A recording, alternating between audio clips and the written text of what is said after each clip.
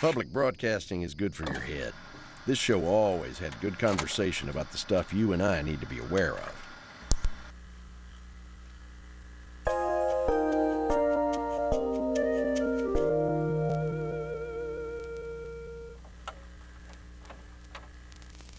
Additional funding for this program made possible by a grant from Legion Trinity United.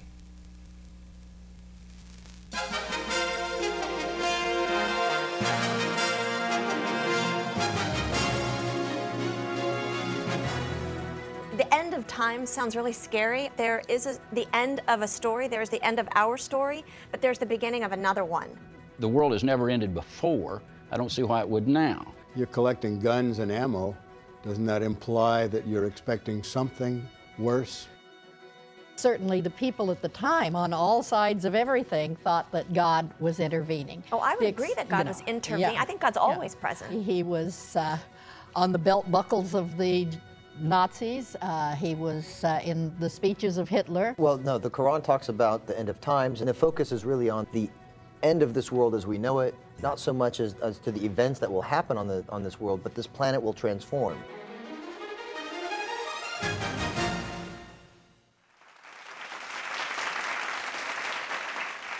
Over the years, we hear words being thrown around like apocalypse, end times, and even more recently, with studies being conducted regarding the Mayan calendar 2012.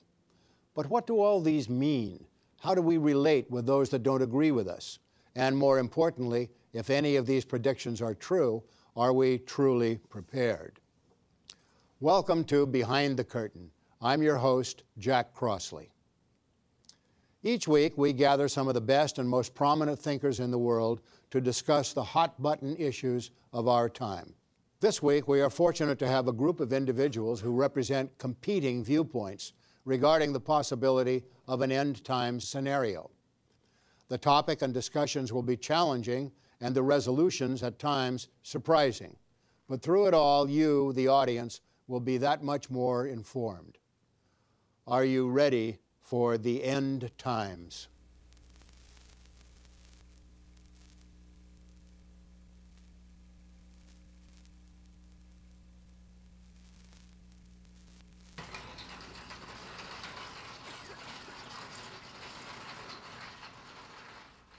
Reverend Kim Dorr, recently married, is now Reverend Kim Dorr Tilley. She is a minister at Bel Air Presbyterian Church in their ministry to people in the entertainment industry. John Peterson is president and founder of the Arlington Institute, a nonprofit research think tank specializing in understanding and anticipating global futures. Jihad Turk is an imam and director of religious affairs at the Islamic Center of Southern California and vice president of the Interreligious Council of Southern California. Bobby Kirkhart grew up a very religious child in a devout Protestant family, but is now president of Atheists United. Retired Army Sergeant Steve Pace calls himself a prepper. Over the past few years, Steve has been stockpiling canned food, gold, and silver, along with guns, ammo, and even a water filtration system. What is he preparing for? The year 2012, a year he believes will mark a profound change in civilization as we know it. A very warm welcome to all of you panelists. The end times. This has been a long debated subject regarding religion, superstition, and prophecy. Starting with you, Kim, let's suppose that I'm the father of a young boy named Joe. My wife and I have Joe enrolled in Sunday school, and we attend church. On our way home from church one spring afternoon, Joe blurts out the question, "Mom, Dad, how and when will the world end?" That's a good question. That is a good question. I think the most important thing to share with Joe is that one of the analogies we have in Scripture is that of a story. We have the Lamb's Book of Life, and so maybe even change the paradigm from a focus on the end of days to what's coming next in this eternal plan of God, that there is a next. And that after that, there's going to be another story that we're going to enter into when we belong to Him. Kim, what if I tell you that you've just made it worse?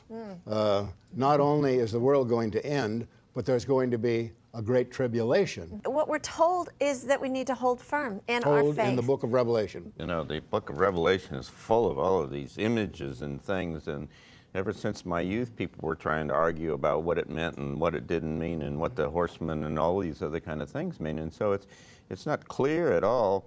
I believe that, you know, it's literature. Well, I would tell the 10-year-old that this is the life we have. Nobody knows if there's anything after. I certainly shared with my daughter that I don't think there is, and it's his job to make the very best of now. Well, what if he's hearing in Sunday school that there is an end? I was a teacher, and I've always felt if you teach children how to think, you don't have to tell them what to think. Now, is this what's coming down in 2012? 2012 is not the end of the world. The world has never ended before. I don't see why it would now. I think it's strictly a cosmologic event. I believe it happens about every 5,000 to 10,000 years. But we are approaching a time when there is a profound shift in consciousness of all across all faiths, that something is changing. Changing for the good or for the bad? It depends on what you make of the change. You're collecting guns and ammo. Doesn't that imply that you're expecting something worse? I've always had guns and ammo, but my neighbors have more guns and ammo than I do. I'm from the South.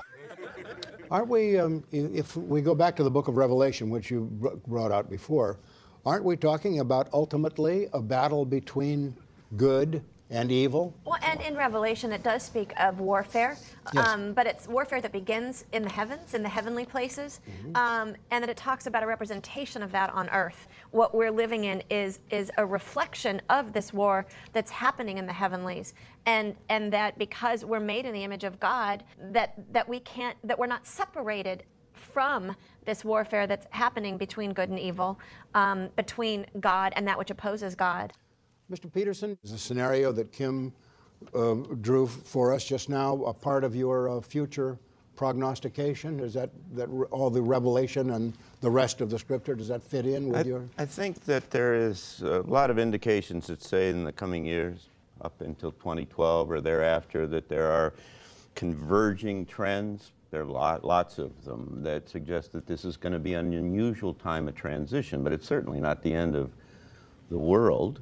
I think the ultimate battle takes place within each person, and I think that that's really the battle for one's own soul, one's own salvation, is, you know, how you face your sort of inner demons, how you face your challenges to do the right and the wrong. Of course, if you do this, what you're doing is reducing all talk about the end times to something that really goes on internally in human beings. It's about enlightenment. Yeah. And you're willing to do that and say, well, then all talk in the Bible about there being an actual end time. These are external statements of an internal reality. Is that what I'm getting from you? I'm not willing to make that statement. I do believe there will be a second coming of Christ. Yeah, and I would say that as it's integral to the theology of Islam that there will be a day, that there will be an end to this world, that there will be a day of resurrection and a hereafter.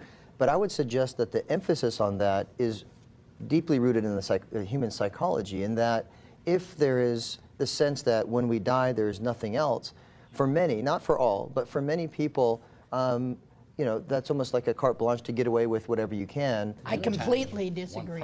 Okay, I go ahead. completely disagree with Jihad. There's certainly attempts to control human behavior, but I completely disagree that they're effective. I think in the tradition of eternal salvation or eternal punishment, obviously, if people really followed that, they'd follow it all the time. I think as an individual, just having, you know, reflecting on my own soul, I'm impacted by the notion of standing before God in the day of judgment.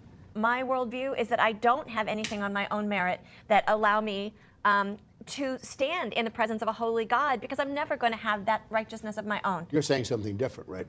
You're saying there's a substitutionary death or something different. Right? That is what Christianity teaches. So it really isn't a judgment in that sense, because the judgment will have already or has already taken place. Yeah. So is Bobby really in trouble when the day of judgment comes? Well, what Christianity teaches is God has judged all of humanity in our nature to have fallen short. All have sinned and fallen short of the glory of God. And that no is what Jesus took into himself and was crucified. That sin nature was crucified because Jesus took that upon himself. Is it effective only for those who believe it, or is it effective for all human beings? The atonement was effective for all human beings. There's not anything else that anybody needs to do or that can be done. All right. The rapture. Will anyone be left behind? One person is taken, another person not. Which is scriptural, that says one person will be taken and one person won't. One teaching is that the church will be taken up before the tribulation. That's the rapture. That the true church will be taken up to meet with Jesus. That then there will be this time of tribulation, and then Jesus will return with the saints to rule for 1,000 years. If the rapture exists and happens, I would assume I will not be a part of it. Then this would imply that the rapture is not something that everyone will see or experience. That's the way I see it. That only people who believe in it will partake in it. But you've spent a lot of time and money prepping for something, whether it's 2012 or not. I don't say it's 2012. 2012 has come up lately. I believe this is going to happen. We're fixing to see the destruction of the dollar. We're fixing to see some great changes come all over the globe. Things that you're describing are motifs in Revelation. You know, it talks about the number of the beast, 666. Sure. People talk about that as being the ability to buy and sell. Let's come back to Joey. A few weeks have gone by, and he's been hearing about the Antichrist. Not only that, but he hears from one of his Sunday school teachers that the Antichrist might be in a form of a person, possibly of his acquaintance. And if I might add something more to that, he's also been told in Sunday school that the Archangel Michael might also appear in human form. So not only does a person become a vessel, or could a person become a vessel for evil, but also for good. Now let's get some reactions.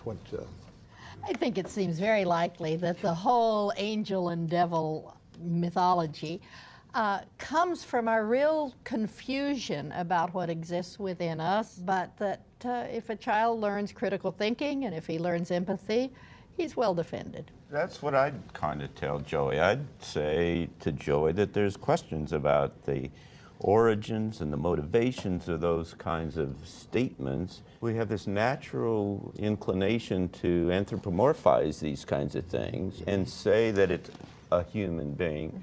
But maybe it's a mindset, maybe it's consumerism, maybe it's a perspective and a set of values that has shown up that is in fact contrary to some of these underlying principles. But suppose for a moment you came to believe that somebody really does embody absolute evil.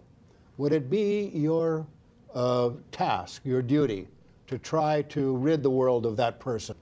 I think the idea of preemptive, sort of taking someone out before they've actually committed a crime, I think is egregious. I think it would go against code of morality. I think if someone were to commit an act that embodies absolute evil, I think that they should be held to account by society without question. But I think to preemptively take out someone who might potentially do something great, I think is... If I could travel back in time and shoot Adolf Hitler at the age of 10, he's done nothing.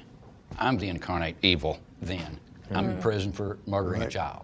That's simple. I think we as humans have to get to the point where we don't think that killing people to solve is an appropriate way to solve problems. Well, let's come back at the end here to Joey, little Joey. And as we've had a very interesting discussion covering many, many topics, I want to know from you, which one of you is right? I say Joey is right, because Joey is the one who must answer the question for himself. I think that question asks for comfort, asks for some answers, and parentally, the